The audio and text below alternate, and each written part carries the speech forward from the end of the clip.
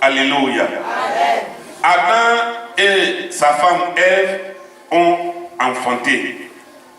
Et d'eux sont sortis plusieurs nations. Alléluia. Cela veut dire que nous sommes aussi nombreux que nous sommes tous des frères et des sœurs. Alléluia. Mais bien aimés, regardez ce qui va arriver plus tard. À un moment donné, Dieu était celui-là qui conduisait Adam et Ève, qui dirigeait leurs pas jusqu'à ce que vienne ce qu'on appelait la désobéissance. Alléluia. Et la désobéissance a eu des conséquences très graves. Et ces conséquences ont sémé ce qu'on appelait la méchanceté, ce qu'on appelait l'orgueil, ce qu'on appelait l'autosuffisance. Alléluia. Et à un moment donné, Dieu en a eu marre, véritablement, de tout ce que les hommes faisaient comme péché, comme œuvre mystique, satanique, diabolique. Et Dieu a détruit la terre, toute la terre. Mais comme le Seigneur est juste, alléluia, il a préservé quelqu'un parmi ce peuple mauvais, idolâtre, qu'on appelait Noé. Et Dieu a préservé Noé et sa famille. Alléluia. Amen. Alléluia. Amen. Ça veut dire que dans un monde pervers, dans un monde idolâtre, dans un monde perdu, il peut y avoir des gens qui s'attachent à Dieu. Et ceux-là, Dieu les préserve. Amen. Alléluia. Ceux-là, Dieu les préserve. Amen. Et lorsque Dieu a détruit la terre, Noé et sa famille ont été préservés. Alléluia. Amen. Mais avant que Noé et sa famille ne soient préservés, Dieu a parlé à Noé. Comme ce matin, Dieu vient te parler à toi. Amen. Alléluia. Dieu te considère aujourd'hui, dans cette époque, comme le Noé de ce temps, de ce siècle. Si seulement tu veux véritablement écouter et mettre cette parole en pratique. Bien aimé, lorsque Noé s'est levé et a mis la parole de Dieu en pratique, Noé était l'objet de moquerie de ses contemporains, c'est-à-dire des gens avec qui il vivait. Noé, pendant un temps chaud, très très chaud, Noé s'est mis à fabriquer un bateau. Il n'y a pas rivière, il n'y a pas lagune, il n'y a pas mer, il n'y a pas pluie. Mais Noé fabrique un bateau dans un temps de sécheresse. Alléluia. Amen. Noé était donc la risée des autres. Et quand les gens passent, est-ce que ce monsieur et sa famille, il n'y a pas quelque chose qui a pété dans leur esprit, dans leur cervelle? Alléluia. Parce que regarde ce temps, et lui il dit qu'il aura déluge. Regarde ce moment, et il dit qu'il aura enlèvement. Est-ce que ce monsieur-là, il n'est pas fou? Alléluia. Mais patiemment, année après année, mois après mois, jour après jour, Noé a travaillé, alléluia, a confectionné le bateau que l'Éternel lui avait demandé de faire. Et lorsque les temps de l'Éternel sont arrivés, alléluia, et que la pluie, le déluge a commencé, les uns et les autres ont alors crié à Noé, Noé, tu es notre frère, tu es notre parent, ouvre-nous la porte. Alléluia. Bien aimés, les temps sont difficiles. Les temps sont mauvais. Dieu vient encore ce matin parler à ton peuple, à son peuple. Quand on parle de son peuple, on parle de ceux qui lui appartiennent. C'est-à-dire ses fils. Je vous dis aujourd'hui qu'il y a une très grande différence entre fils de Dieu et enfant de Dieu. Alléluia. Jésus a eu l'appellation enfant de Dieu lorsqu'il s'agissait de sa naissance. On a dit l'enfant Jésus est né. À partir de là, on n'a plus jamais entendu l'enfant Jésus. Lui-même se présente dans nous comme le Fils de l'homme, le Fils de Dieu. C'est qui le Fils? Le Fils est celui-là qui fait la volonté du Père. Le Fils est celui-là qui met la parole de son Père en pratique. Le fils est celui-là qui donne fierté au père. C'est pourquoi les pères sont heureux lorsque leurs enfants font des choses qui sont bonnes, de les appeler mon fils. Il est mon fils. Il ne dira jamais c'est mon enfant. Il dit toujours c'est mon fils. Alléluia. C'est-à-dire qu'il reproduit ce que je suis. Alléluia. Alléluia. Alléluia. Nous pouvons être dans la maison de Dieu, mais toujours demeurer enfant, bébé. Parce que nous n'avons pas la capacité de reproduire ce que notre Père est. Alléluia. Je vais parler à des fils ce matin. Je vais parler à de véritables fils ce matin. Alléluia. Alléluia. Pour que tu comprennes. Alléluia. Parce qu'on peut être frère sans être frère. On peut être ami sans être ami. On peut être parent alors qu'en réalité nous sommes des ennemis. On peut être même jumeaux et puis se tuer entre nous. Alléluia. C'est l'histoire de ces deux personnes, Ésaü et Jacob. Nous allons prendre nos Bibles. Nous allons aller dans le livre d'Abias. Alléluia. Abias, c'est un seul livre, c'est un seul chapitre.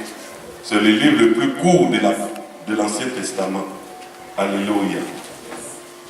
Alléluia. Je sais que beaucoup ne savent même pas où se trouve Abias. Mais c'est un livre qui n'est pas souvent lu à l'église. Et Dieu te fait grâce ce matin de parcourir ce livre. Abias est juste après Amos et avant Jonas. Alléluia. Abias est juste après Amos et avant Jonas.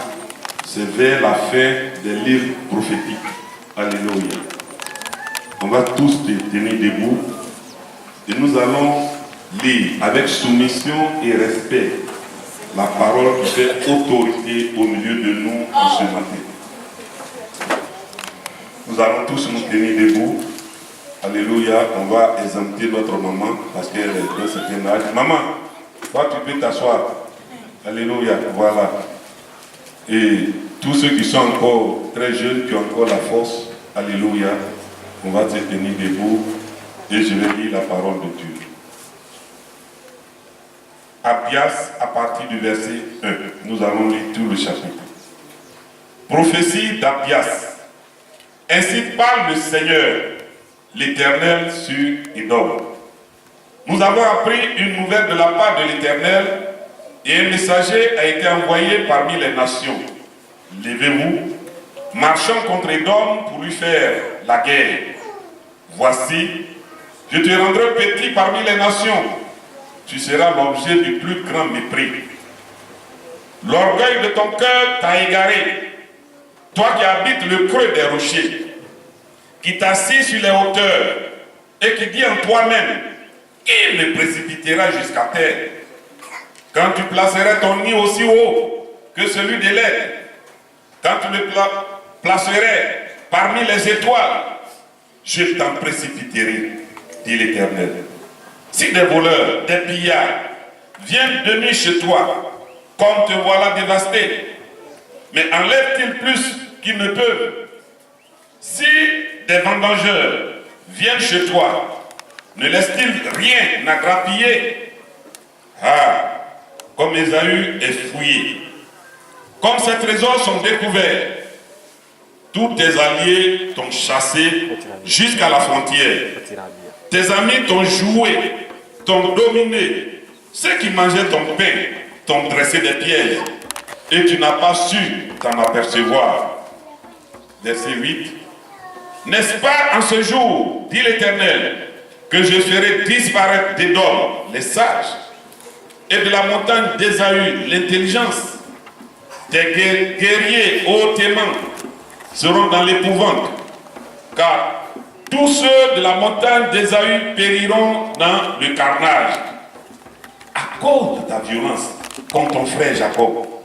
Tu seras couvert de honte et tu seras exterminé pour toujours. le jour où tu te tenais en face de lui, le jour où des étrangers amenaient captive son armée, où des étrangers entraient dans ses portes et jetaient le sort sur Jérusalem, toi aussi tu étais comme l'un d'eux. Ne répète pas ta vue du jour de ton frère, du jour de son malheur. Ne te réjouis pas sur les enfants de Juda au jour de leur ruine, et n'éprouve pas une grande bouche au jour de la détresse. N'entre pas dans les portes de mon peuple au jour de sa ruine. Ne répète pas ta vue sur son malheur au jour de sa ruine. Et ne porte pas la main sur ses richesses au jour de sa ruine. Ne te tiens pas au carrefour pour exterminer ses fuyards. Et ne livre pas ses réchappés au jour de la détresse. Car le jour de l'Éternel est proche pour toutes les nations. Il te sera fait comme tu as fait. Tes œuvres retomberont sur ta tête. Car, comme vous avez bu sur ma montagne sainte, ainsi toutes les nations boiront sans cesse. Elles boiront, elles avaleront, et elles seront comme si elles n'avaient jamais été. Mais le salut sera sur la montagne de Sion. Elle sera sainte. Et la maison de Jacob reprendra ses possessions. La maison de Jacob sera un feu. Et la maison de Joseph une flamme. Mais la maison d'Ésaü sera du chaud, qu'elles allumeront et consumeront. Et il ne restera rien de la maison d'Ésaü, car l'Éternel a parlé. Ceux du midi posséderont la montagne d'Ésaü, et ceux de la plaine, le pays des Philistins. Ils posséderont le territoire d'Éphraïm, et celui de Samarie. Et Benjamin possédera Galade. Les captifs de cette armée des enfants d'Israël posséderont le pays occupé par les Cananéens jusqu'à Sarepta, et les captifs de Jérusalem qui sont à Sapharad posséderont les villes du Midi. Des libérateurs monteront sur la montagne de Sion pour juger la montagne d'Ésaü, et à l'Éternel appartiendra le règne. Alléluia. Est-ce qu'on peut acclamer la parole du Seigneur?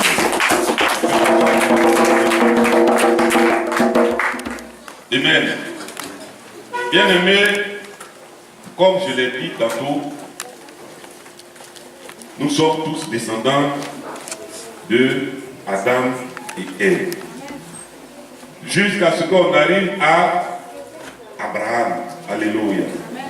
Et Dieu avait promis à Abraham une descendance nombreuse. Abraham a eu donc le fils de la promesse qu'on appelle, ou on a appelé Isaac. Alléluia. Et d'Isaac est né Ésaü et Jacob. Est-ce que vous êtes avec moi? Est-ce que vous me suivez? Amen. Suivez attentivement et suivez très bien. Et vous allez comprendre que l'histoire que je suis en train de vous donner ressemble très pour très à notre histoire. Alléluia. À l'histoire de la Côte d'Ivoire. Amen. Bien-aimé, Jacob, Isaac donc a engendré Ésaü et Jacob. Mais quand la femme d'Isaac, c'est-à-dire Rebecca, était enceinte, qu'est-ce qui s'est passé? On dit déjà dans le ventre de Rebecca se passait déjà des paroles entre les enfants qui étaient déjà dans le ventre. Alléluia. Amen. Ils sont sortis jumeaux. Mais quand ils sortaient, leurs paroles continuaient. Alléluia. De sorte que Ésaü, qui est sorti le premier, a vu sa cheville être attrapée par Jacob. Alléluia. L'autre tenait la cheville de son frère. Alléluia. Ça veut dire qu'il se donnait sûrement des coups de poing. En fait, c'est une manière de l'interpréter. Alléluia. Mais comme l'autre a commencé à sortir, l'autre a saisi le pied. Où tu t'en vas là, je te suis. Alléluia. Ils sont sortis. Alléluia. Bien-aimés, vous allez comprendre. Malheureusement, les fils de Dieu d'aujourd'hui ne prennent rien au sérieux. Les fils de Dieu d'aujourd'hui ne considèrent rien. Les fils de Dieu d'aujourd'hui ne savent pas ce qui est sacré et ce qui n'est pas sacré. Alléluia.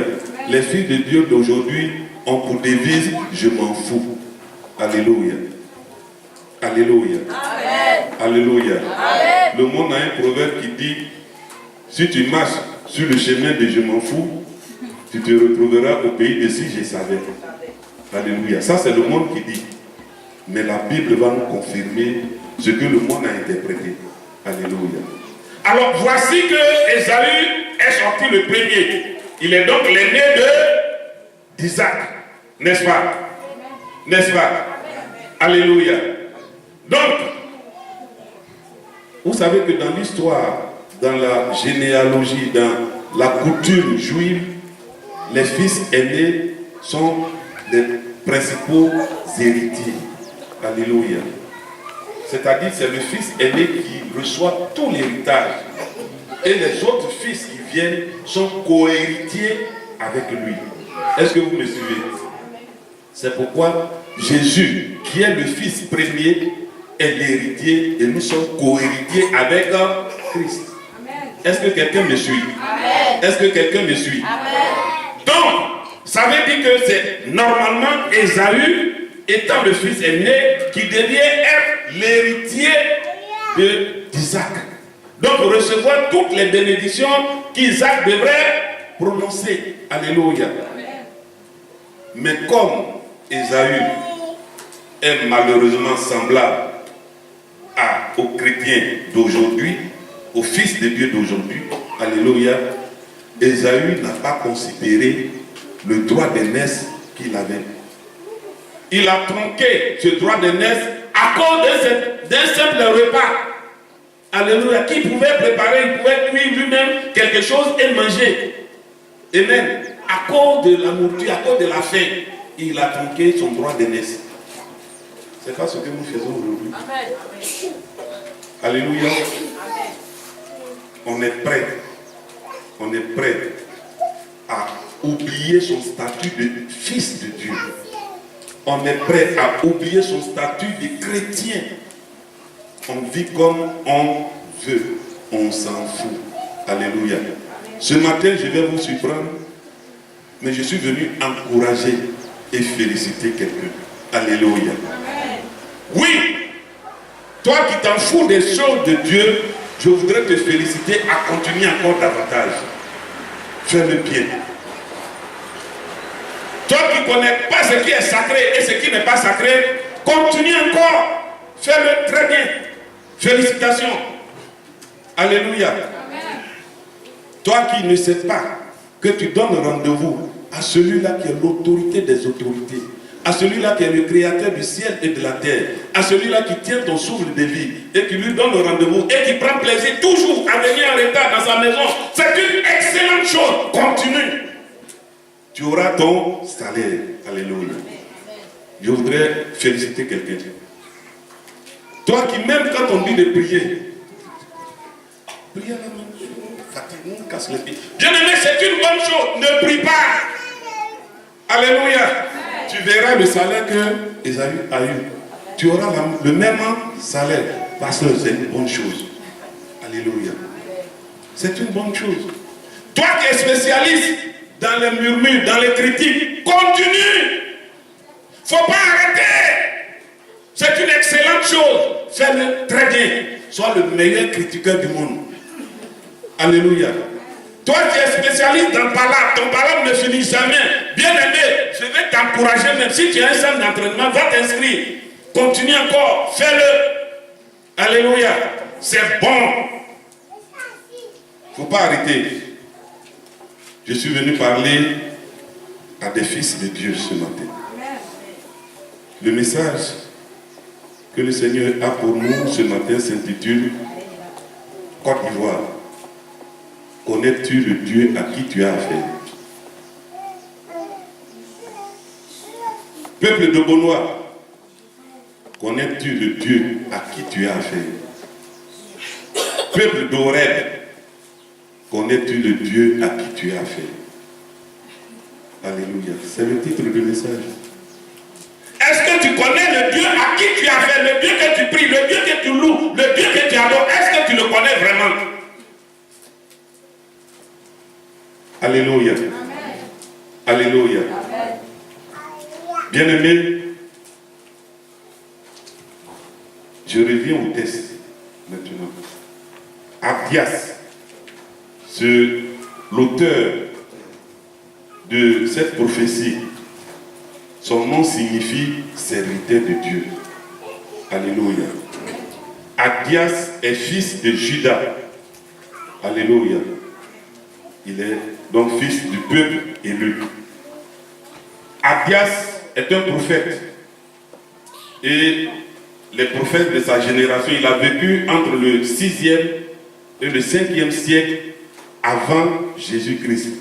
Les contemporains, c'est-à-dire les prophètes de son époque, étaient le prophète Élie et le prophète Jéhu. Alléluia. Vous pouvez le vérifier dans la Bible. Amen. Donc Abdias a reçu une parole qui était difficile à aller annoncer. Mais Abdias, à cause de ce que son nom même veut dire, serviteur de Dieu, s'est disposé, malgré le poids de ce message, il allait de manière courageuse le donner aux habitants d'Édom. Alléluia. Bien-aimé, lorsque, je reviens encore à l'histoire maintenant d'Ésaü et de Jacob, lorsque Ésaü a tronqué son droit d'aînesse, alléluia, son père Isaac a donc béni Jacob à la place d'Ésaü. Et quand Ésaü s'est rendu compte que son père a déjà libéré la bénédiction pour Jacob, Ésaü s'est juré, coûte que coûte, de mettre fin à la vie de Jacob. Ce qui a entraîné la fuite de Jacob. Mais dans son processus, Jacob a rencontré le Seigneur. Dans son processus, Jacob a vu la gloire du Seigneur se manifester pour lui. Alléluia. Amen. Chacun est allé de son côté et l'autre est allé aussi de son côté. Mais de ces deux personnes sont nées deux nations. Alléluia. Amen. De Jacob est née la nation d'Israël. On parle des 12 tribus d'Israël. Ce sont en réalité les 12 fils de Jacob. Alléluia. Est-ce que quelqu'un est avec moi? Est-ce que quelqu'un me suit? Amen. Et d'Ésaü est née une nation qu'on appelle Édom. Alléluia. Le mot Édom veut dire roux. Parce que Ésaü était roux. Alléluia. Alléluia. Amen. Roux de colère, roux de convoitise, roux d'envie. Alléluia. Bien-aimé, la situation géographique d'Édom, pour que tu puisses comprendre. Édom est situé sur une colline. Alléluia. Et tout autour d'Édom se trouvent des ravins, des falaises. Et pour accéder à Édom, c'est par une seule route. Alléluia. Il n'y en a pas deux. Et la seule route est empreinte de difficultés. Édom est donc une tour imprenable. Alléluia. C'est-à-dire que déjà par leur situation géographique, ils sont sécurisés. Personne ne peut les atteindre. Alléluia. Et donc, vous avez vu que lorsque Jacob allait croiser son frère Ésaü, Jacob a enlevé une partie de ses troupeaux, les plus costauds, les plus vigoureux, pour aller faire cadeau à son frère. Ésaü a fait que la colère d'Ésaü se calme. Mais quand Ésaü a vu ça, il dit, mais tous ces animaux, ces bœufs que tu as disposés pour moi, c'est pourquoi? Il dit non, c'est pour te donner, pour calmer ta colère. Il dit, oh, regarde d'abord les hommes qui me suivent. Alléluia. Ésaü avait une multitude de serviteurs. Il avait des animaux en un point fini. Il était immensément riche. Alléluia. Amen. Donc, je fais toujours le parallèle pour que vous compreniez bien. Donc, les descendants d'Ésaü, qui sont Édom, ou les Édomites, alléluia, comme par exemple les habitants de Côte d'Ivoire s'appellent Ivoiriens, ceux du Cameroun s'appellent Camerounais, les descendants d'Édom s'appellent les Édomites. Alléluia. Est-ce que vous êtes avec moi? Est-ce que quelqu'un me suit? Acclame le Seigneur si tu es avec moi. Alléluia. Ainsi donc, les Édomites étaient un peuple extrêmement riche, comme leur père, leur fondateur, Ésaü. Alléluia. Édom se voyait donc une tour imprenable. Rien ne pouvait l'impressionner. Si c'est l'argent, ils ont l'argent. Si c'est la sécurité, ils ont la sécurité. Alléluia. Amen. Alléluia. Amen. Si tu les menaces, tu ne peux même pas les atteindre. Parce que pour les atteindre, ils vont t'exterminer. Alléluia. Amen. Dans Édom, il y avait beaucoup de sages. Mais ce sont des sages du monde. Souvenez-vous, il y a un des sages d'Édom qui allait rendre visite à un serviteur de Dieu. Un serviteur intègre. Je sais que vous le connaissez. Notre cher Job. Alléluia. Un des sages d'Édom, appelé Eliphaz. Alléluia. L'ami, un des amis de Job. Souvenez-vous du conseil qu'Eliphaz a donné à Job. Alléluia. Édom était rempli donc de beaucoup de sages de cette catégorie, comme Eliphaz. Amen. Est-ce que vous êtes avec moi? Amen. Est-ce que vous me suivez? Amen. Aujourd'hui aussi, notre monde est rempli de beaucoup de sages. Mais les sages de ce monde, or, la sagesse de ce monde ne peut pas diriger la sagesse du royaume de Dieu. Alléluia. Amen. La manière de régler les choses de ce monde est différente de la manière de régler les choses spirituelles. Amen. Alléluia. Amen. Aucun sage de ce monde n'héritera le royaume de Dieu. Amen. Aucun intelligent de ce monde n'héritera le royaume de Dieu. La Bible dit que le royaume de Dieu ressemble au petit enfant qui ne réfléchit pas, qui ne calcule pas, qui ne raisonne pas, mais qui se donne entièrement et qui est sincère dans ce qu'il fait. Alléluia. Amen. Alléluia. Amen. Donc, Édom, se situant sur sa falaise, Édom était rempli d'orgueil, était rempli de fierté, était rempli de considération de soi. Et Jacob, qui est Jacob devant moi? Ésaü. Qui est Israël devant moi? Jérusalem. Devant moi, Édom. Qui est Israël devant moi? Édom. Alléluia. Édom travaillait à la ruine de Jérusalem, portant son frère. Alléluia.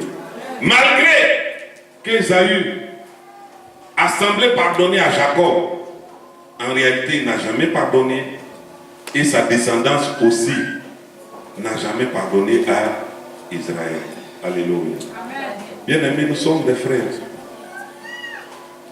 Comme Ésaü et Jacob sont des frères, que de méchanceté entre nous,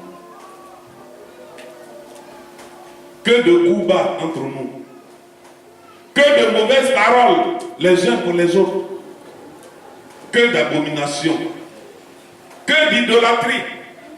Aujourd'hui, le taux de péché que la Côte d'Ivoire a commise est tellement monté que son parfum a atteint Dieu. Alléluia. Amen. Nous avons tellement péché, nous avons tellement été mauvais que le parfum de notre méchanceté, de nos mauvaises œuvres est monté jusqu'à Dieu, et la colère de Dieu, malheureusement, est en train de se tourner sur la Côte d'Ivoire.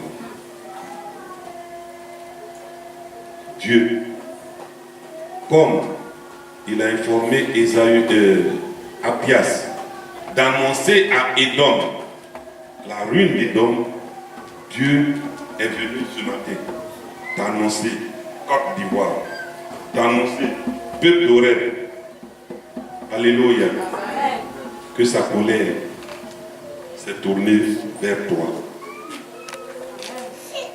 Sa colère est tournée vers toi. Qu'est-ce que l'homme a fait? Qui a suscité la colère de Dieu jusqu'à ce que la prophétie de sa ruine et de son anéantissement sur la terre soit prononcée par Dieu. Lisons le verset 3. Alléluia. Amen. Lisons le verset 3. Le verset 3 nous dit: l'orgueil de ton cœur t'a égaré. Toi qui habites le creux des rochers, c'est-à-dire toi qui te croyais imprégnable, tu te croyais très fort, tu te croyais puissant. Toi qui t'assis sur les hauteurs, alléluia. Il y a des gens qui se fortifient dans ce qu'ils ont, dans leur grosse maison, dans leur grosse voiture, avec leur argent, alléluia, avec ce qu'ils ont. Moi, personne ne peut me parler. Tu sais qui je suis? Alléluia. Je peux même te payer toute ta famille. Alors quand je parle, tu te couches. Alléluia. C'est ceux qui s'assient sur les hauteurs. Quand on parle de ceux qui s'assient sur les hauteurs, c'est ça. Moi, je suis très intelligent. Qui peut me parler? Personne. C'est pourquoi je dis, je suis venu encourager ceux qui font cela de le faire, de continuer à le faire. C'est très bon. Alléluia. Mais quand quelqu'un se met à planter de la tomate, de la banane ou une plante que ce soit, il s'attend à quoi? À récolter le fruit de cette plante. Alléluia. Donc toi qui sèmes le je m'en fous, toi qui sèmes le qui je suis, tu sais qui je suis, bien aimé, c'est une bonne chose, mais tu recevras la récompense de tu sais qui je suis. Tu recevras la récompense de je m'en fous. Tu recevras la récompense de faire ce que vous voulez. Alléluia. Amen. Il continue pour dire, et qui dit en toi-même, qui me précipitera? Où je suis perché là, où Édom est, sur la montagne, sur la colline, entouré de falaises, entouré de ravins, qui peut l'atteindre? Alléluia. Oh, sage de ce monde. Sage de ce monde. On se fortifie dans ce qu'on est. Avant-hier, je crois que c'est le samedi passé, je suis venu enterrer ou participer à l'enterrement d'un de mes cousins, très en forme. Alléluia. Très en forme. Physiquement. Mais qui est mort d'une courte maladie. J'ai appris qu'il était allé simplement à la construction faire un papier de terrain et là il se sentait mal. Le temps qu'on le transporte à l'hôpital, il est décédé dans la voiture. Sans maladie, avec des enfants au bas âge, des femmes, ce qu'on appelle Jésus, ce nom-là, qui pourtant est proclamé dans les églises, qui est proclamé dans les radios, dans les télévisions, sur des papiers, par les frères et les sœurs. Il n'a jamais entendu ce nom. On allait l'enterrer dans un caveau bien carrelé, bien fait, bien réalisé. Mais son âme ira où? Alléluia. Il recevra sûrement la récompense de ce qu'il aura semé pendant son passage sur la terre. Nous l'avons enterré sans chant, sans prière, sans bruit, avec seulement des pleurs. Mais est-ce que tes pleurs peuvent bouger quelque chose dans le ciel? Non. Ce ne sont pas nos cœurs qui vont faire mouvoir, nos pleurs qui vont faire mouvoir le Seigneur. Alléluia. Mais c'est notre attachement à lui. C'est notre soumission à lui. C'est notre détermination coûte que coûte à faire sa volonté qui pourra faire bouger le Seigneur. Alléluia. Amen. C'est pourquoi aujourd'hui encore le Seigneur nous envoie vous parler.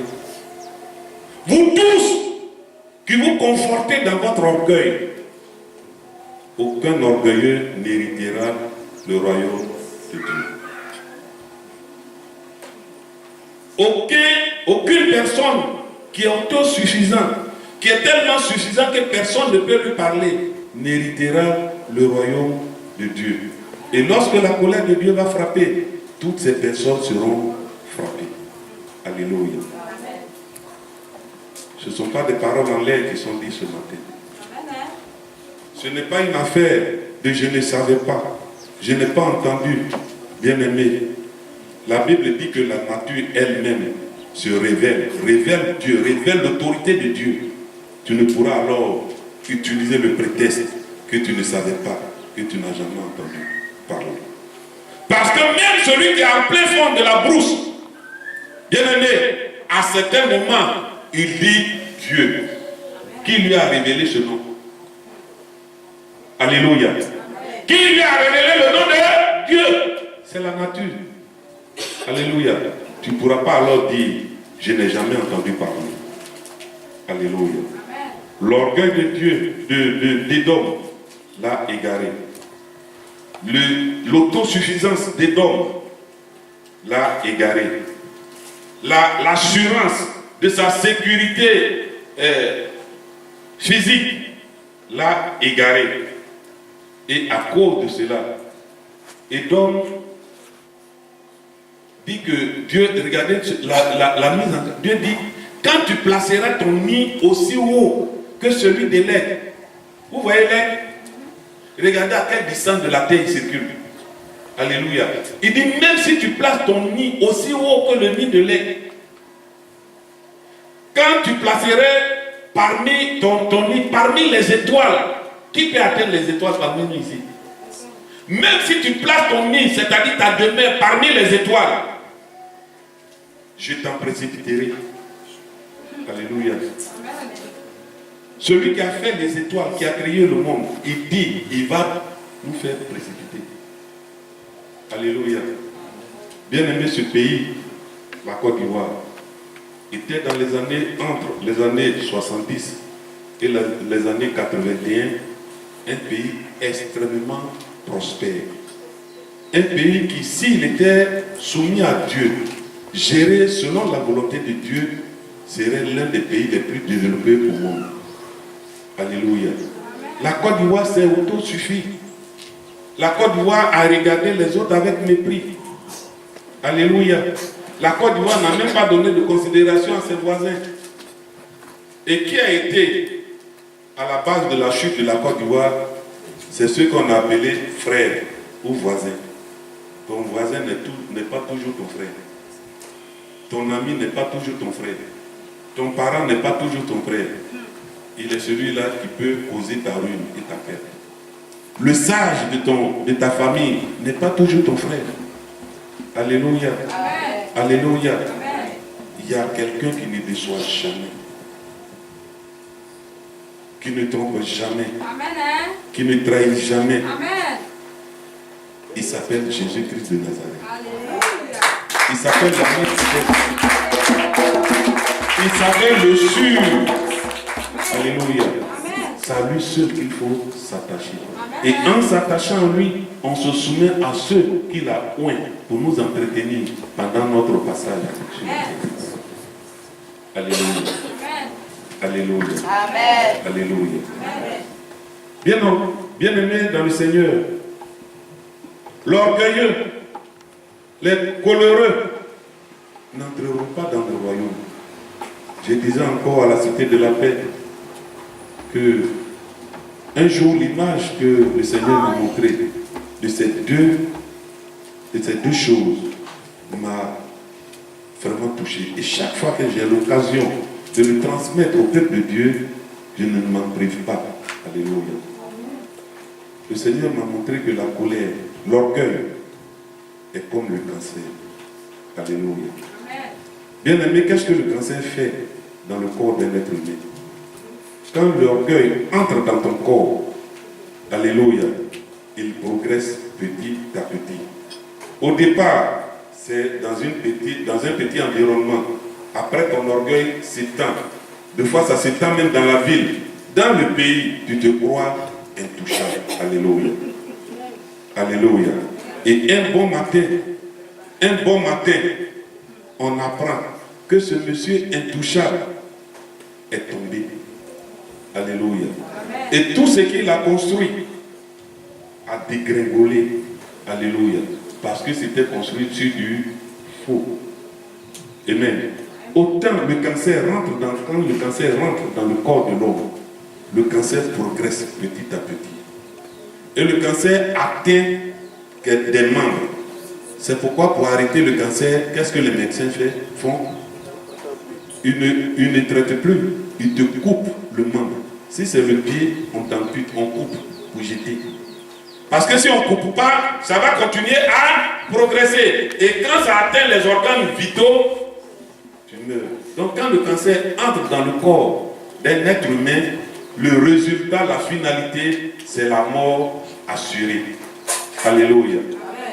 On parle de cancer de ceci, de cancer de cela, qu'il est mort de cancer. Alléluia. Ce n'a pas un effet, les soins n'ont pas un effet rétro. C'est-à-dire que ça ne peut pas te ramener à ton premier état. Une fois que le cancer est rentré en toi, il te rend handicapé. C'est comme ça l'orgueil. Alléluia. Quand l'orgueil est rentré en toi, il te rend handicapé spirituel. Parce que celui en qui l'orgueil est, l'Esprit de Dieu se retire de lui. Alléluia. Idem pour la colère. Il m'a dit la colère, mon fils, est comme le sida. Alléluia. En tous ceux en qui la colère rentre, l'Esprit de Dieu qui vit en nous, qui est en nous, se retire. Ou même s'il ne se retire pas, il devient inactif à cause de notre état de colère. C'est pourquoi Dieu nous prévient que le soleil ne se couche pas sur ta colère. Parce qu'il sait ce que la colère fait à l'homme. C'est pourquoi il prévient l'homme que le soleil ne se couche pas sur ta colère. Avant le coucher du soleil, il faut te repentir, il faut revenir de ta colère. Sinon, mon esprit n'est plus avec toi. Bien-aimé, quand le virus du sida rentre dans le corps de l'homme, il détruit tout ce qu'on appelle l'immunité, c'est-à-dire les défenses naturelles du corps. Il anéantit l'armée du corps. Un pays qui n'a plus d'armée, qu'est-ce qu'il devient? Il est à la risée de tout le monde. C'est-à-dire même le plus petit pays peut venir le détruire. Donc, quand le sida, le virus du sida rentre dans ton corps, il anéantit toutes les défenses immunitaires de ton corps et ton corps est exposé. Même un petit palu d'un degré tout petit peut te terrasser. Alléluia. Amen. Tout ce qui est maladie peut te terrasser. Le résultat, c'est la mort assurée. Alléluia. Amen. Donc, si nous résumons le point commun entre l'orgueil et la colère, c'est que les deux mènent à la mort spirituelle. Alléluia. Amen. Alléluia. Amen. Alléluia. Amen. Voici pourquoi Édom a suscité la colère de l'Éternel et la prophétie qui a été prononcée. La troisième chose qu'Édom a fait, Édom a participé à la destruction de Jérusalem en soutenant tous ceux qui sont venus détruire, en soutenant Babylone qui est venu détruire Jérusalem. Alléluia. Alléluia. Bien aimé, c'est ce que nous faisons. Nous sommes dans l'église, enfants de Dieu. Quelquefois, des situations arrivent et nous prenons position pour soutenir les uns ou les autres pour arrêter l'œuvre de Dieu. C'est une bonne chose. Mais nous recevrons la récompense de notre attitude. Alléluia. Alléluia. Pendant la crise que nous avons connue, des gens sont allés voler des choses dans les sociétés. Ils ont emporté, ils ont cassé les portes, ils ont tout pris. Des soi-disant chrétiens ont racheté ces choses, ont déposé dans leur maison. D'autres des télévisions, d'autres des réfrigérateurs, d'autres des congélateurs, d'autres des comment on appelle, des groupes électrogènes, et j'en passe. Et ils sont fiers chaque jour de s'asseoir et de regarder les images que cette télévision volée leur donne. Alléluia. Tu as installé l'idolâtrie, tu as sémé quelque chose de mauvais dans ta maison. Ta maison devient un hôtel du diable. Alléluia. Amen. Que cela nous interpelle. Aujourd'hui encore, Dieu a révélé à ses serviteurs ce qui va venir. Personne ne sait quand ça va se passer. Peut-être c'est demain, peut-être c'est après-demain, peut-être dans ces choses, à cause des effets collatéraux. Moi je peux tomber, comme toi tu peux tomber. Mais cela n'est pas que Dieu a prévu ça. Alléluia. Est-ce que quelqu'un me comprend? Amen.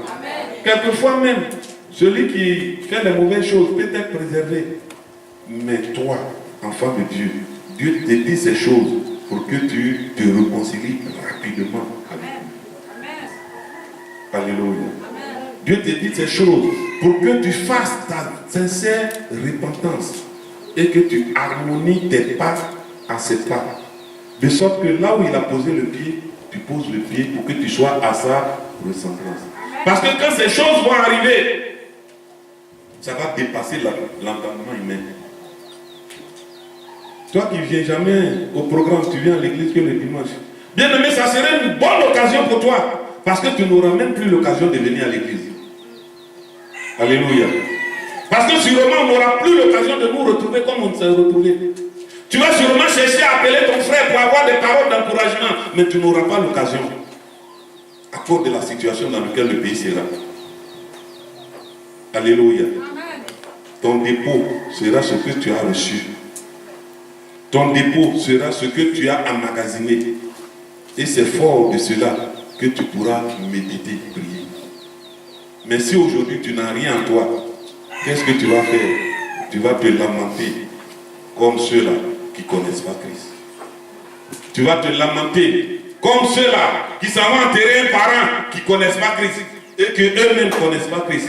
Ils pleurent parce que le parent était le soutien, parce que le parent était celui-là qui donnait les moyens, parce que celui-là, c'était celui-là qui entretenait tout le monde. Mais quand il s'en va, si tu n'as pas appris à pécher, que le péché est mort, alléluia, comprenez combien de fois c'est difficile. Mais si tu as appris à pécher, que le péché meurt, tu sais que tu vas continuer de vivre. Jésus est venu nous apprendre à pécher, afin que nous sachions pécher. Ceux qui ont refusé d'apprendre à pécher, bien aimé, c'est pas grave. À un moment donné, ton frère qui pêchait le poisson pour toi sera plus capable de pêcher le poisson pour toi. Bien aimé, ça peut arriver. Tu as beaucoup d'argent sur lequel tu comptais, mais en ce moment précis, ton argent ne pourra rien faire pour toi. Tu auras ta grosse maison, mais c'est dans cette grosse maison que les bandits vont venir loger. Alléluia. Tu vas compter sur tes comptes en banque, mais tu seras dans l'incapacité de pouvoir accéder. Il y a eu la crise. Les hommes qui étaient les hommes forts, intouchables. Si vous regardez, si vous jetez un regard, ils sont partis un à un. Pourquoi? D'autres sont partis simplement par manque de soins. Pourtant, leur compte en banque est rempli. Les comptes ont été gelés. Tu fais comment? L'argent sur lequel tu comptais, tu ne peux plus y toucher. Tu es malade, tu ne peux pas te soigner. Ils sont tous morts. Les alliés de hier qui se sont mis ensemble pour combattre, aujourd'hui sont devenus des ennemis. Regardez, jetez un regard et vous allez comprendre. Ceux qui se sont associés pour faire tomber Jérusalem vont devenir des ennemis. Alléluia. Et on a déjà les semences, les prémices. Vous pouvez regarder. Je ne dis pas le nom de quelqu'un, ni des partis, mais observez. Alléluia. Aujourd'hui encore, on a continué tellement l'abomination. On enterre des enfants vivants. On tue des enfants pour prendre leur sang, pour aller faire des sacrifices. Trop c'est trop. Dieu prévient son église. Comme il a donné à Abraham, il a prévenu Abraham d'aller faire sortir son neveu Lot. Alléluia. Parce qu'il va détruire. Ce matin encore, il vient te prévenir, te mettre en garde. Toi qui es dans ces choses, reviens rapidement. Comme il a dit à Lot, reviens. Bien aimé, lorsque on a informé Lot qu'il devrait sortir de cette ville, il y a des instructions qui accompagnaient. On dit garde à celui qui va regarder en arrière. Alléluia.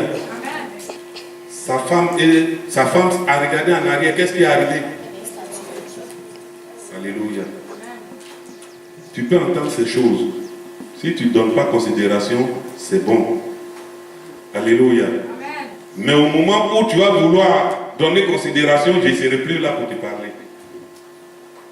Tu vas peut-être même tenter de me joindre, ça serait impossible. Alléluia. Dieu vient nous prévenir. Ce n'est pas une affaire de moi je suis sacrificateur, je suis pasteur. Aujourd'hui encore, ce sont les pasteurs qui ont vendu la Côte d'Ivoire. Les sondages ont montré que depuis la crise jusqu'à aujourd'hui, alléluia. Adam et alléluia. Pendant la crise, quels sont ceux qui ont été les premiers à fuir? Ce sont les hommes de Dieu. Ce sont les pasteurs. Ils ont fui pour certains pour aller au Ghana, d'autres au Togo, d'autres au Bénin. La moitié est restée là-bas, est morte. Alléluia. Pourtant, même les fous qui se promenaient à Abidjan, qui ne se cachaient pas, qui n'ont pas de maison, on les a retrouvés après la guerre. Il y a un qui demande toujours, monsieur, est-ce que vous avez une pièce de 25? Lui, il ne prend pas 50 francs. Tu ne mets pas 25 dans son truc, il jette. Il veut une pièce de 25. J'ai été surpris de le retrouver après la guerre. Il est encore là. Il n'a pas fui, il n'a pas bougé. Alléluia. Quand ces choses vont arriver, notre premier réflexe, c'est de fuir notre maison. Notre premier réflexe, c'est d'abandonner nos parents, d'abandonner tout et de chercher à nous enfuir. Parce que nous avons un peu de moyens. Alléluia. J'ai béni le Seigneur pour le frère Amouchi qui a donné un très bon message à la Cité de la Paix dans ce cadre-là. Il s'agissait de la famille, donne-moi le nom, et Elimelech, voilà. Avec sa femme, vous connaissez l'histoire de la Moabite, Ruth la Moabite, et la femme d'Elimelech, donne-moi son nom, Naomi, merci. Alléluia. Bien aimé, quelle était la crise qui est venue dans ce pays-là? C'était juste la famine, c'est-à-dire la faim. On dit cette famille-là avait des moyens, avait beaucoup de richesses. Mais qu'est-ce qu'ils ont fait pendant cette crise de faim? Au lieu de partager à leurs frères, à leurs soeurs, à leurs parents, à leurs contemporains, ils ont fui pour aller dans un autre pays. Alléluia. Et dans ce pays, non seulement Naomi a vu son mari mourir, a vu ses deux enfants mourir, la pauvreté a été plus grave. À tel point qu'elle dit, mais ça ne vaut plus la peine de demeurer ici. Je n'ai plus rien. Je suis allé en abondance, je reviens avec des pleurs. Alléluia. Je suis allé riche, pensant conserver ma richesse, pensant être encore plus riche, mais je suis devenu plus que pauvre. Mais quand elle est revenue là où le Seigneur la voulait, qu'est-ce qui s'est passé? Une sainte Moabite qui n'est même pas de sa lignée, alléluia, a été source de bénédiction pour elle et pour la descendance de son mari. Alléluia. Amen. Alléluia. Amen. Alléluia. Amen. Toi qui vas ouvrir ta porte à ton frère, toi qui vas ouvrir ta porte à ta soeur, que tu ne connais même pas, qui n'est pas du même ethnie que toi, qui n'est pas de même région que toi, mais qui est pourchassé et qui cherche et refuse, si tu ouvres ta porte pour le recevoir, bien-aimé, sache que tu seras source de bénédiction pour cette personne. Amen. Alléluia. Amen. Alléluia. Amen. Ne fermez pas vos portes à ceux qui vont venir se réfugier sur vous. C'est une occasion de leur communiquer la volonté de Dieu, l'évangile de Christ, et les gagner. Bien aimés, pendant la crise que nous avons connue, quels sont ceux qui ont ouvert leurs portes, leurs églises? Ce sont les catholiques, les prêtres. Ce sont ceux qu'on a appelés les bouddhistes. Mais quand quelqu'un t'a fait du bien, qu'est-ce que tu fais? Tu restes avec lui. Ou bien, pourquoi on veut pas qu'ils soient bouddhistes alors que c'est les bouddhistes qui ont ouvert leurs portes? Pendant que les balles sortaient de partout.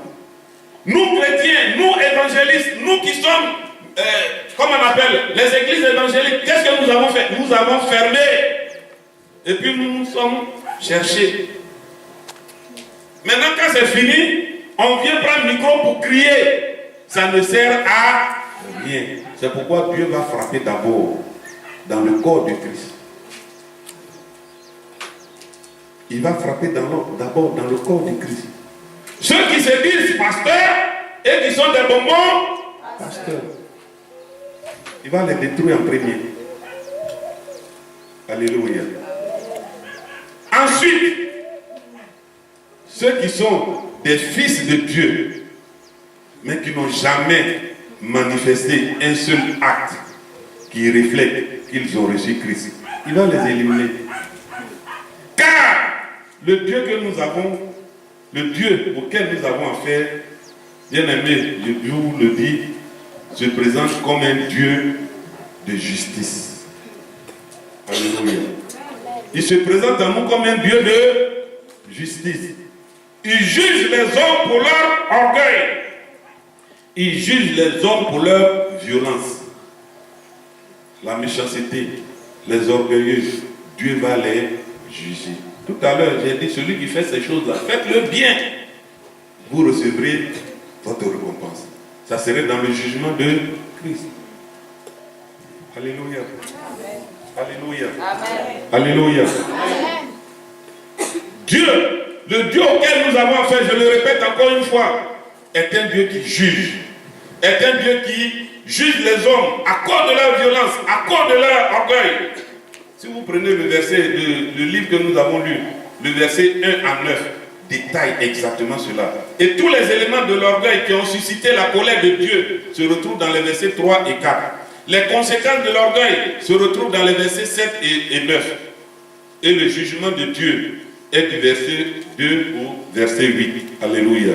Les éléments de violence du peuple d'Édom se retrouvent dans le verset 10 et 11. Et vous pouvez aussi le vérifier dans le livre de Amos, le chapitre 1, le verset 11. Alléluia. Édom était voisin à Jérusalem. Et même, comme aujourd'hui, certains pays qui ont donné leur pays pour préparer la guerre contre la Côte d'Ivoire sont nos voisins. Alléluia. Amen. Dieu ne va pas aussi les épargner. Dieu ne va épargner personne. Et tous ces hommes qui utilisent le sang humain pour les sacrifices, Dieu ne va pas les épargner. Bien aimé, ce qui va se passer va dépasser l'entendement humain. Ça sera fort, mais ça sera bref. Ça sera tellement chaotique qu'on va se demander est-ce qu'il y a encore des hommes en Côte d'Ivoire. Alléluia. Alléluia. Amen. Dieu nous prévient. Changeons de voie. Changeons de voie. Prenons de nouvelles résolutions. Revenons à Dieu. Le Dieu auquel nous avons affaire se présente aussi comme un Dieu de grâce. Alléluia. On peut lire le verset 17 au verset 21. Quelqu'un peut me lire rapidement. Verset 17 au verset 21. Je lis. Mais le salut sera sur la montagne de Sion. Elle sera sainte. Et la maison de Jacob reprendra ses possessions. La Côte d'Ivoire reprendra ses possessions. La Côte d'Ivoire sera spirituellement restaurée. Les gens viendront faire pèlerinage en Côte d'Ivoire. Amen. Les gens viendront de loin chercher Dieu en Côte d'Ivoire, la Côte d'Ivoire sera le fer de lance de l'évangile de Christ. Alléluia. Alléluia. Alléluia. Il continue pour dire, la maison de Jacob sera un feu et la maison de Joseph une flamme. La Côte d'Ivoire sera un pays inattaquable. Tous ceux qui vont s'attaquer après ce moment-là à la Côte d'Ivoire vont susciter la colère de Dieu sur eux. Alléluia, c'est ça, être un feu. Mais la maison d'Ésaü sera du chaud. Alléluia. C'est-à-dire tous ceux qui ont aidé Babylone à prendre Jérusalem vont voir leur pays entièrement consumé. Alléluia. Entièrement consumé. Elles allumeront et consumeront et il ne restera rien de la maison d'Ésaü car l'Éternel a parlé. Lisez ce texte-là attentivement chez vous à la maison et vous allez voir les similitudes avec la Côte d'Ivoire. Ceux du Midi posséderont la montagne d'Ésaü et ceux de la plaine, le pays des Philistins.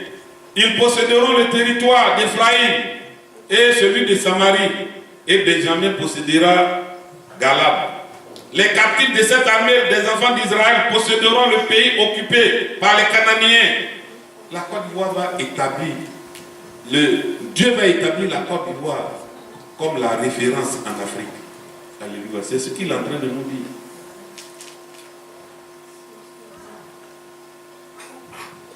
Dieu va restaurer les richesses de la Côte d'Ivoire. Dieu va restaurer les bénédictions de la Côte d'Ivoire. Dieu va restaurer ceux qui seront restés fermes, engagés, soumis, obéissants. Dieu va les restaurer. Bien aimé, l'histoire d'Édom ressemble trait pour trait à une lettre qui a été envoyée à une église dans l'Apocalypse. Alléluia. J'ai pris le temps de lire, de relire et de faire le parallèle. Alléluia. Et ça ressemble étrangement à cette ville. La lettre écrite à l'église de Sardes. Alléluia. Bien aimé, écoutez la promesse. Sardes était dans la même configuration qu'Édom. C'est-à-dire, Sardes était sur une tour imprenable, entourée de ravins, entourée de forteresses. Alléluia. Et Sardes était tellement sûr, comptait sur sa richesse, sur ses sages, que Sardes a baissé la garde. Alléluia. Nous aussi chrétiens aujourd'hui, comment on appelle, nous comptons sur ce que nous sommes, ce que nous avons, ce que nous faisons. Quelquefois même parce que Dieu est passé par nous pour guérir quelqu'un, on pense qu'on est devenu archi-bishop. Simplement parce que Dieu est passé par nous pour faire du bien à quelqu'un. Parce que Dieu est passé par nous pour guérir quelqu'un. Parce que Dieu est passé par nous pour restaurer quelqu'un. Alléluia. Mais Sardes est tombée. Et chaque fois qu'elle a été colonisée par une nation, ça a été le même principe que les ennemis de Sardes ont utilisé pour les vaincre. Chaque fois, il y a eu plusieurs gouverneurs, plusieurs dominateurs qui ont dominé Sardes. Ils ont usé de la même technique, de la même tactique. C'est ainsi que le diable fait dans la vie des chrétiens, malheureusement. C'est toujours la même technique, c'est toujours le même principe, mais on tombe toujours. On tombe toujours. Alléluia. On tombe toujours. Pourtant, sa technique n'a jamais changé. Pourtant, la Bible nous avertit que notre adversaire, qui n'est pas notre frère, qui n'est pas notre soeur, mais qui est le diable, rôle. Il est fâché, animé d'une colère atroce. Et il se présente comme un lion rugissant qui rôle, cherchant qui dévorer. Et devant un tel lion, bien aimé, nous on vient caresser, on cherche même à caresser le lion. On cherche à passer la nuit avec ce lion. Hey, quelle sorte d'homme nous sommes? Alléluia. Alléluia. Quelquefois même on va appeler ce lion, viens rentrer dans ma maison. Mais qu'est-ce qu'il va faire? Il dévore tout le monde. Alléluia. Mais c'est nous qui avons ouvert, qui avons appelé le lion et qui l'avons emmené dans notre maison. Bien-aimés, mais il y a certains qui ont résisté à ce lion. Alléluia. Il y a certains qui ont résisté à ces choses. Dans l'ancien temps, c'était Daniel et ses amis. Dans le temps de Sardes, de l'église de Sardes, c'était ceux qui ont résisté, qui ont tenu ferme. Écoutez la promesse que Dieu leur fait à ceux-là qui ont résisté, à ceux-là qui ont entendu, qui ont gardé la voix du Seigneur, la parole du Seigneur.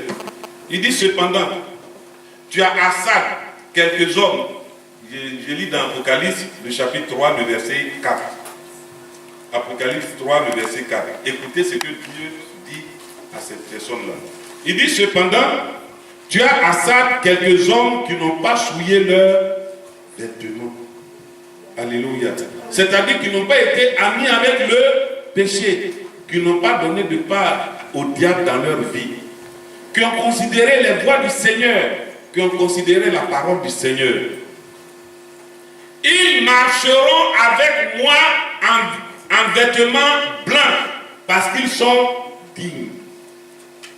Personne n'acclame. Alléluia. Alléluia. Toi qui sais qu'il y a quelqu'un qui s'appelle Jésus, qui est quelque part, qui détient ta récompense, qui est ton avocat, ton médiateur, et qui t'accroche coûte que coûte, vaille que vaille, à faire sa volonté, Dieu, Jésus te dit, tu vas marcher à ses côtés en vêtements blancs, parce que tu en es digne. Alléluia. Il continue pour dire, celui qui vaincra sera revêtu ainsi. Nous tous qui allons résister au diable, à ce lion rugissant, qui n'allons pas nous laisser complexer par ses rugissements, par ses tactiques, par ses méthodes. La Bible dit, c'est ceux-là qui ont résisté. Ils seront aussi revêtus d'habits blancs. Alléluia. Le blanc qui révèle la présence de Dieu. Le blanc qui révèle la sainteté de Dieu. Le blanc qui révèle la pureté de Dieu. C'est-à-dire qu'on est saint, on est pur et on craint Dieu. Alléluia. Alléluia. Je n'effacerai point de son nom du livre de vie et je confesserai son nom devant mon Père et devant les anges. Ça, c'est Jésus qui est en train de dire. Il dit ceux-là, ceux qui résistent, ceux qui se soumettent, ceux qui marchent, qui font comme ces petits enfants, ceux-là, Jésus lui-même s'engage à honorer leur nom devant le Père. Amen. Alléluia. Amen. Jésus s'engage à défendre leur nom devant le Père. Leur nom ne sera jamais écrit dans le livre de vie. Quand je faisais cette étude, je me dis, donc le nom de tout le monde est écrit dans le livre de vie. Bien-aimés, nous tous qui sommes descendants d'Adam, nous sommes inscrits dans le livre de vie. Alléluia. Mais, comme il y a un mais, merci maman, il y a un mais. Vous savez, la Bible, la terre sur laquelle nous vivons, là, rien n'est au hasard. Les choses sont faites conformément à la parole. Alléluia. Quand on s'en va aux élections, quel est le premier papier sur lequel les gens se battent? Frère, quel est ce premier papier? Le fichier électoral. Alléluia. C'est pas quoi les fichiers ont fait par là d'abord.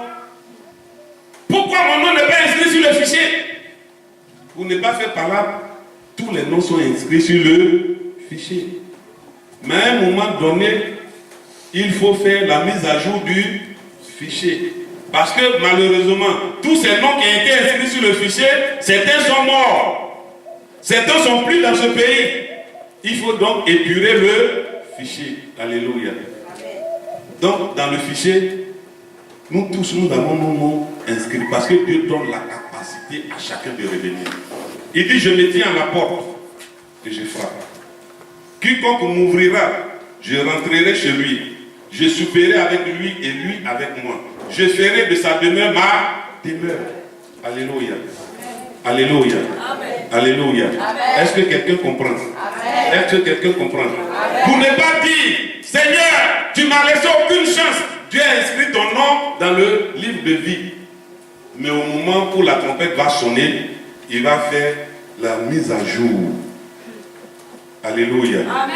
Et toi qui, malgré que tu vivais sur la terre, tu étais mort spirituellement, ça veut dire dans son fichier spirituellement, tu es mort. Alléluia. Les morts n'ont pas leur nom dans ce fichier, il va donner ton nom.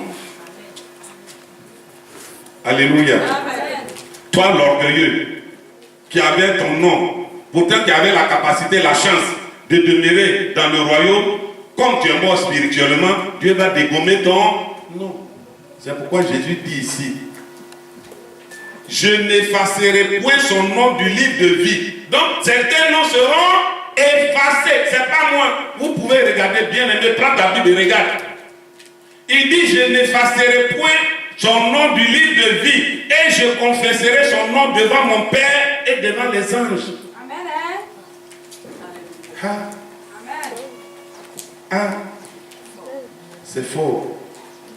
Certains noms seront effacés. Certains noms seront effacés, mais certains noms seront maintenus. Et celui qui va défendre ce nom, ces noms-là, s'appelle Jésus-Christ de Nazareth. C'est pourquoi il se présente à nous comme le chemin, la vérité et la vie. Nul ne peut parvenir à Dieu que par lui. Alléluia. Si tu fais de Jésus ton je m'en fous, alléluia. Amen. Si tu fais de Jésus ton je m'en fous, bien aimé, tu seras surpris de voir que ton nom ne fait pas partie du listing. Amen. Est-ce que quelqu'un veut avoir son nom sur le listing? Amen. Est-ce que quelqu'un a entendu cette parole et se met à méditer ces paroles? Est-ce que quelqu'un veut changer de vie? Est-ce que quelqu'un veut changer de vie? Bien aimé, ce n'est pas une affaire d'amen. C'est une affaire de conviction. Alors tu vas te tenir debout et tu vas parler à Dieu. Il est venu encore te prévenir. Il est venu encore te mettre en garde. Il dit, ces choses-là peuvent arriver. C'est certain. Mais toi qui as prêté ton flanc, toi qui as donné ton dos pour porter ces choses pour qu'elles arrivent, malheur à toi. Sûrement la colère de Dieu peut se manifester. Mais si tu intercèdes bien, bien aimé, l'église de Dieu sera préservée. Amen. Dieu va préserver son église, c'est sûr. Dieu va préserver des personnes, c'est sûr. Est-ce que tu feras partie de ces personnes-là? Amen. Est-ce que tu feras partie de ces personnes sur qui Dieu veut compter pour rebâtir son église en Côte d'Ivoire?